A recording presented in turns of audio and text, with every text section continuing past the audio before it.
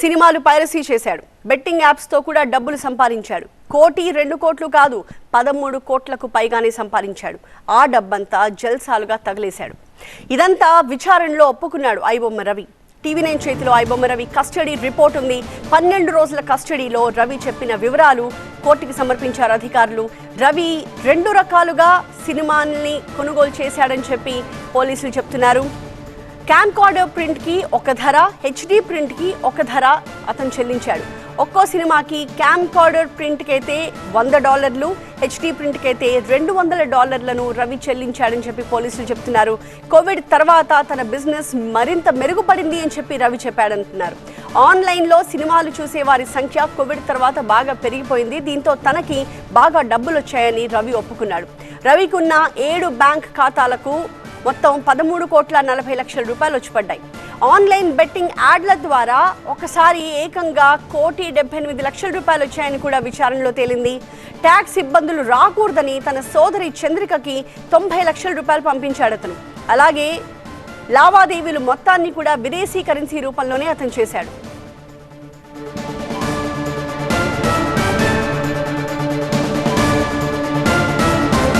మరిన్ని డీటెయిల్స్ మా ప్రతినిధి ప్రణీత అందిస్తారు. లైవ్ లో జాయిన్ అవుతున్నారు. ప్రణీత, రవి కస్టడీ రిపోర్ట్ లో చాలా అంశాలు బయటకు వస్తూ ఉన్నాయి.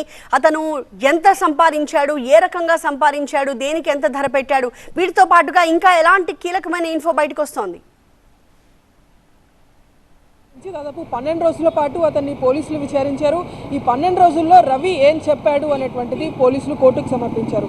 సో ఆ కోర్టు సమర్పించిన డాక్యుమెంట్లో ఒకసారి మనం ఇక్కడ చూస్తే మొత్తం కూడా హైలైట్ చేసేటువంటి అంశాలు ఒకసారి మనం చూడొచ్చు. ప్రతి సినిమాని కూడా రవి కొనుగోలు చేయాలంటే 2 రకాలుగా అతడు కొనుగోలు చేసేవాడు. ఒకటి క్యామ్కార్డర్ ద్వారా అండ్ రెండోది హెచ్డి ప్రింట్లను. సో ఈ 2 రకాల సినిమాలను కొనుగోలు చేసేందుకు ఒక్కోసారి క్యామ్కార్డర్ సినిమాలకైతే దాదాపు $100 అవతల పర్సన్స్కి చెల్లించేవాడు. అదే హెచ్డి అయితే కనుక $150 నుండి $200 వరకు కూడా హెచ్డి ప్రింట్స్ని కొనుగోలు చేసేవాడు. అయితే ఈ ఎంటైర్ రవి చేసినటువంటి ఆపరేషన్స్లో అతని బిజినెస్ అంతా కూడా ఎక్కువగా డెవలప్ అయింది మాత్రం కోవిడ్ తర్వాతనే. ఇక్కడ కోవిడ్ పాండమిక్ తర్వాత మొత్తం అతడి వెబ్సైట్ ఆపరేషన్స్ అన్నీ కూడా డ్రాస్టిక్గా ఇంక్రీజ్ అయినటువంటి అంశాన్ని అతడు పోలీసుల కస్టడీ విచారణలో బయటపెట్టాడు. సో మొత్తం ఈ ఎంటైర్ పైరసీ ద్వారా రవికి వచ్చినటువంటి ప్రాఫిట్ అప్రాక్సిమేట్లీ దాదాపు 13.40 కోట్ల రూపాయలను రవి పొందాడు. ఈ అమౌంట్ అంతా కూడా రవికి చెందినటువంటి 7 బ్యాంక్ అకౌంట్స్ని కూడా పోలీసులు ఇక్కడ మెన్షన్ చేశారు. సో ఈ తరహాలో బెట్టింగ్కి సంబంధించి అడ్వర్టైజ్మెంట్స్ డిస్ప్లే చేయడం ద్వారా ఒకేసారి ఒక సందర్భంలో దాదాపు 1,58,00,000 వస్తే ఇందులో ట్యాక్స్ని అంతా కూడా కొంచెం ఇబ్బంది అవుతుంది కాబట్టి వాటిలో ఉన్నటువంటి 90 లక్షల రూపాయలని తన సిస్టర్ చంద్రిక అకౌంట్కి ట్రాన్స్ఫర్ చేశాడు. సో ఈ అంశాన్ని కూడా పోలీసులు ఇక్కడ ప్రస్తావించారు. అండ్ సెకండ్ థింగ్, మొత్తం ఈ ట్రాన్సాక్షన్స్కి సంబంధించినటువంటి వివరాలన్నింటినీ కూడా ఎక్కడ తను దొరకకుండా ఉండేందుకు పూర్తిగా ఇంటర్నేషనల్ పేమెంట్ గేట్వేస్ని అతడు ఎంపిక చేసుకున్నాడు. పేపాల్ కావచ్చు, బిట్కాయిన్ కావచ్చు, క్యాపిటలిస్ట్ కావచ్చు, పర్ఫెక్ట్ మనీ కావచ్చు, ఈ తరహాలో పూర్తిగా విదేశీకి సంబంధించినటువంటి కరెన్సీ ప్లాట్ఫామ్స్ని అతడు వినియోగించేవాడు. అండ్ ఇక్కడ కీలక అంశం ఏంటంటే ఈ మొత్తం ఎంటైర్ ఈ పైరసీ చేసేందుకు ఉషా ముల్లపూడి కుకట్పల్లి దగ్గర ఉన్నటువంటి ఈ హాస్పిటల్ రోడ్లో దాదాపు 5 నుండి 10 మందిని తాను పెట్టుకున్నాను, గతంలో తాను ఎంప్లాయ్ చేసుకున్నాను. సో ప్రజెంట్ వాళ్ళ వివరాలు తన దగ్గర లేవు అనేటువంటి విషయాన్ని రవి పోలీసుల కస్టడీ విచారణలో చెప్పాడు. అండ్ మరొకటి, ఇక్కడ రవికి సంబంధించినటువంటి కంపెనీస్, ఈ 3 కంపెనీస్ని కూడా రవి స్థాపించాడు. అయితే ఈ 3 కంపెనీస్ కూడా రవి పేరు మీద లేవు. తన స్నేహితుల డాక్యుమెంట్స్ని ఫోర్జరీ చేశాడు. ప్రహ్లాద్, అంజయ్య, కాళీప్రసాద్ ఈ 3 పేర్ల మీద ఈ కంపెనీస్ని ఓపెన్ చేశాడు రవి. సో వీళ్ళ డాక్యుమెంట్స్ని ఫోర్జరీ చేసి వీళ్ళకి తెలియకుండానే వీళ్ళ ఐడెంటిటీ కార్డ్స్ని దొంగలించి వీళ్ళ ఆధార్ కార్డ్స్, పాన్ కార్డ్స్ మీద తన ఫోటోని స్టిచ్ చేసి ఫోర్జరీ డాక్యుమెంట్స్ని క్రియేట్ చేసుకున్నాడు. సో ఈ ఎంటైర్ ప్రాఫిట్స్తో వచ్చినటువంటి డబ్బుతో తాను ఒక లావిష్ లైఫ్ స్టైల్ లీడ్ చేస్తూ నిరంతరం పబ్లను విజిట్ చేయడం, అటు విదేశాలకు వెళ్ళినప్పుడు కంప్లీట్గా అక్కడ ఉన్నటువంటి 5 స్టార్ హోటల్స్లో బస చేయడమే రవి మెయిన్ టార్గెట్. సో ఈ తరహాలోనే రవికి సంబంధించినటువంటి ఎంటైర్ నెట్వర్క్ని పోలీసులు ఇప్పటికైతే ఛేదించారు. సో 12 రోజుల కస్టడీలో ఇలాంటి ఎన్నో అంశాలను పోలీసులు రవి నుండి రాబట్టారు. వీటన్నిటినీ కూడా కోర్టుకు సమర్పించారు. Right, thank you Praneetha. So అది ఐబొమ్మ రవికి సంబంధించిన కస్టడీ రిపోర్ట్లో వెలుగు చూస్తున్న కీలకమైన అంశాలు.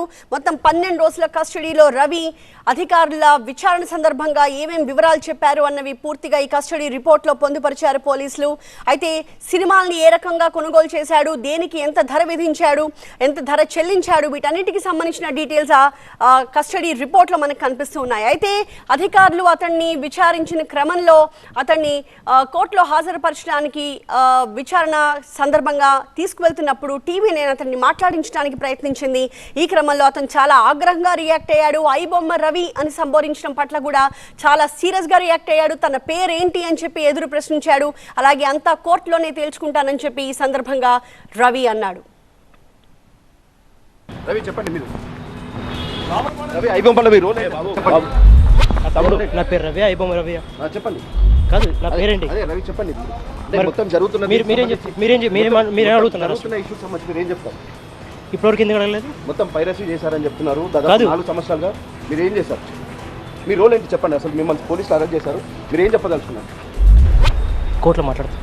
చెప్పండి. అంటే రవి, మీరు ఇప్పటివరకు ఈ బెట్టింగ్ యాప్ల ద్వారా కూడా మీరు పెద్ద ఎత్తున డబ్బులు కూడా పెట్టారని తెలుస్తున్నాయి. ఈ బెట్టింగ్ యాప్లో మీ రోల్ ఏంటి? మీకు ఎవరు చెప్పారు? రవి చెప్పండి. మీకు ఎవరు చెప్పారు? ఇప్పటివరకు మీకు అవకాశం లేదు, మీరు ఏమైనా చెప్పదలుచుకుంటే చెప్పండి.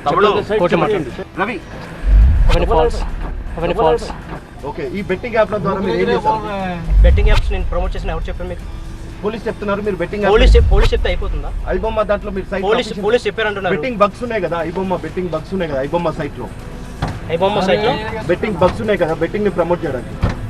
ఐబొమ్మ సైట్ లో బొక్స్ ఉన్నారు, ఐబొమ్మ రాదు అంటున్నారు. మీ దగ్గర ఏ ప్రూఫ్స్ ఉన్నాయి? ఓకే, మీ దగ్గర ఏ ప్రూఫ్స్ లేకుండా వాళ్ళు మాట్లాడకూడదు కదా. ఫస్ట్ ఆఫ్ ఆల్ ఐబొమ్మ నాది అని మీరు అంటున్నారు. ఓకే, మీ దగ్గర ఐబొమ్మ నాది అని చెప్పడానికి